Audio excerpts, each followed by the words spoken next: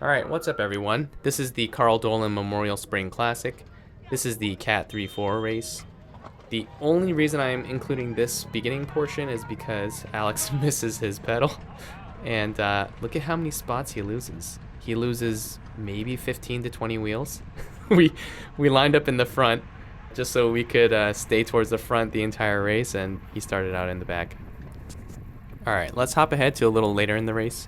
The race itself was pretty tame and there wasn't much going on until the last few laps or so. So I'll try to make this one pretty quick. So this course is shaped a little bit like a bean. We are coming into the only corner on this course, which is a right turn.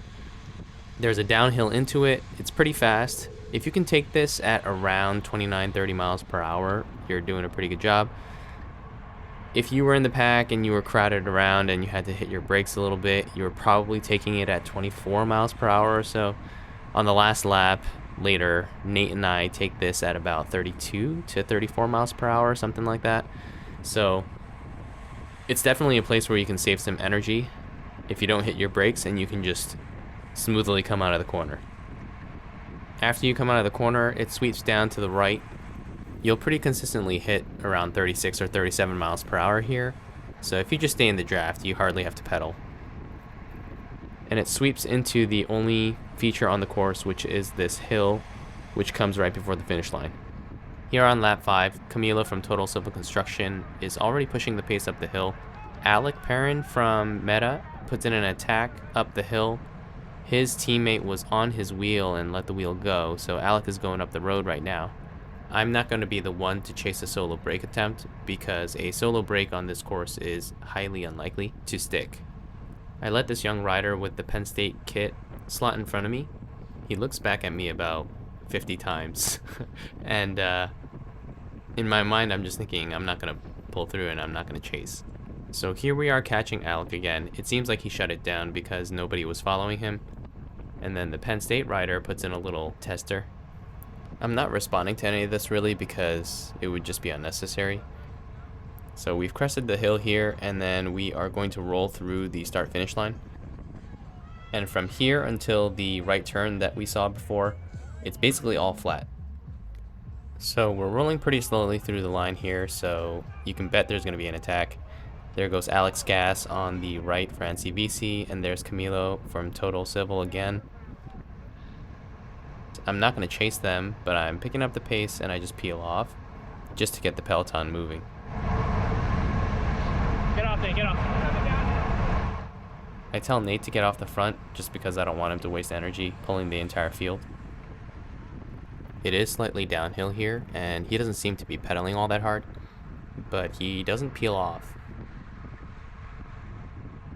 And then he decides to bridge up to Alex from NCBC and form a two-man break. After I saw that happen, I thought it wasn't ideal, but it gave me one more reason to sit in and save my energy. 2 to go, Nate, 2 to go. So as you heard me just say, there are 2 laps to go. This is lap 8 of 9. And also you can see the two-man break that Nate was in was brought back. And you can also see that Nate's in front of me and Alex is behind me. And riding as a team, we're going to be as close to each other as possible throughout the entire race. Riding together like this as a team has some obvious benefits. One of them is you can communicate to one another throughout the race. 2 is you can ride next to each other and be a little bit more efficient with each other. And also, especially if you're comfortable with riding with your teammates, in general, it should create a little bubble in the peloton that feels a little bit more comfortable and a little more safe. Alright, let's hop ahead one last time. This is still on the 8th lap. We're coming into the corner here. You can see Nate is on my wheel and Alex is next to him. As any race goes on, and as you come closer to the finish, in order to do well, your sense of urgency has to increase, your positioning has to be really good, and you still need to conserve energy where you can. Just like I'm doing here. Going through the corner at 29 or 30 miles per hour, I barely touch 400 watts, and I never really lost any momentum, and I also never really left the draft at all. Positioning yourself well at the end of a race is by far the most important thing in order for you to get the best result possible. And sometimes that's going to come at the cost of expending some energy. So especially if you're a newer racer, keep that in mind. As the race comes to a close, it's going to get harder and faster, and you're going to get closer and closer to your physical limit. And when that happens, your mind just tells your body to shut down. But the key is when you're in that situation, you just have to get really good at consistently overriding that self-preservation tendency. Okay, we're coming up this hill for the second to last time this race. Nate, Alex, and I did not do a great job of keeping together here. Nate ended up sliding up the left side of the road, and Alex got caught on the left side of the road behind a couple people. So I have to make a bit of an effort on the right side here going up this hill so that I can get back to Nate's wheel as soon as possible. Alright, so here I'm close. There's one rider in front of me, between me and Nate. Alex is nowhere to be seen at the moment, so he's going to have to expend some energy in order to get back to me and Nate. Soon as we go through the start-finish line, we're going to hear the bell for the final lap. I'll let the entire last lap play out, and I'll chime in here and there with some thoughts. So if Alex was in better position coming into this final lap, he wouldn't have had to expend some extra energy to get up to us. If you look on the right of our screen, Alex makes an effort to come up the left side around the peloton so that he can get back to our wheels. Yes, last lap. So apparently Alex wasn't aware that this was the last lap until he went through the start-finish line, and he probably heard the bell. But in a way, this is also good communication because he wanted to verify that this was actually the last lap. So it was really good on him to make it back to our wheels, or make it towards the front of the group. I do a terrible job of staying on Nate's wheel here, so I'm gonna have to find my way back. And this is when my rear GoPro dies for some reason. Sorry about that. We're just gonna go with the front camera for the rest of the race. So closer to the end of the race, there will always be some squirreliness and some hairy situations here and there. And that's completely understandable. Some people handle it a little bit better than others. As you get closer and closer to the finish, you just have to stay mentally locked in. You gotta be aware of everything around you. And let's see if I can make it back to Nate's wheel here.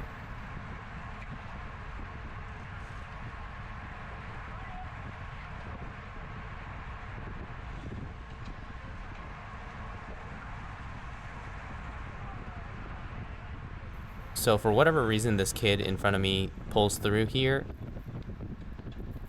And for me, that works out perfectly because I can get back on Nate's wheel.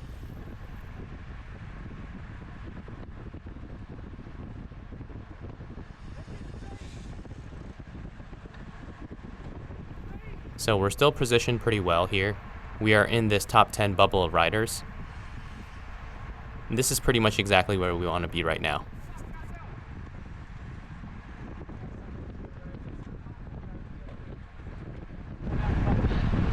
I'm on you, Nate.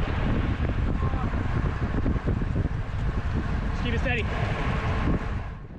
So when we were discussing the finish of this race as a team prior to the race actually happening, we were looking to do pretty much 3 things on the final lap.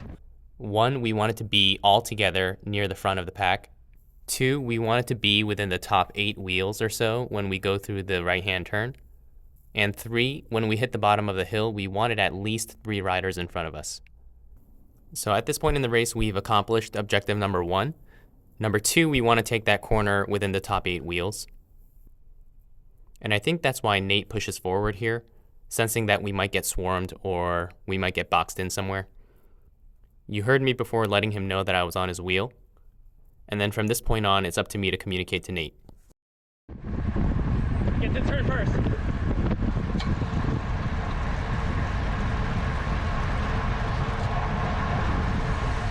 Come on, Nate, go. So my decision at the moment was because we were already near the front, I wanted to take the corner first. And we had discussed this particular scenario before the race. I told the guys that if we go through the corner first, that we would ease up and let some people slot in. Ease up, ease up, ease up, ease up. Let him come around. There we go.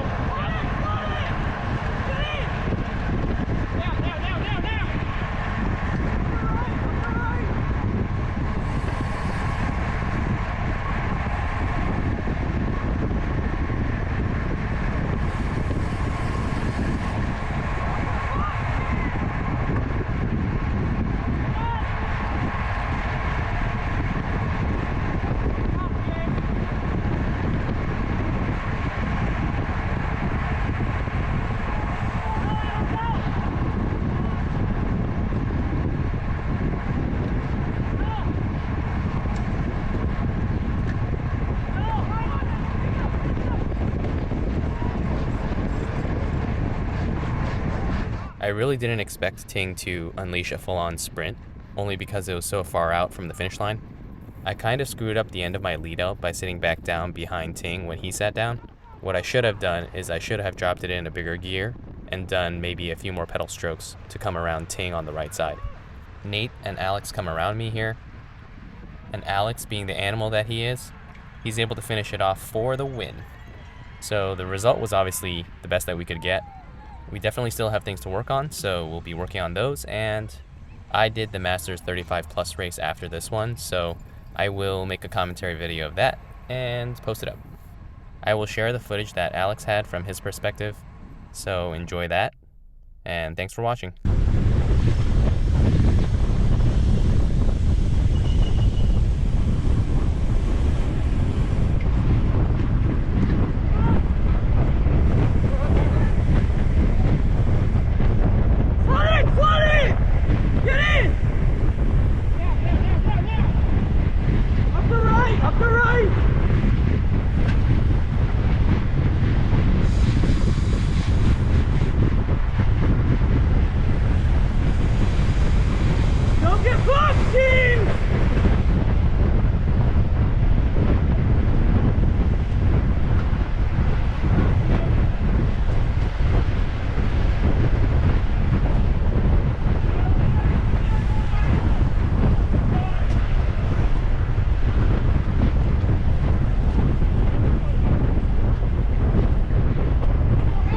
Take it up! Take it up!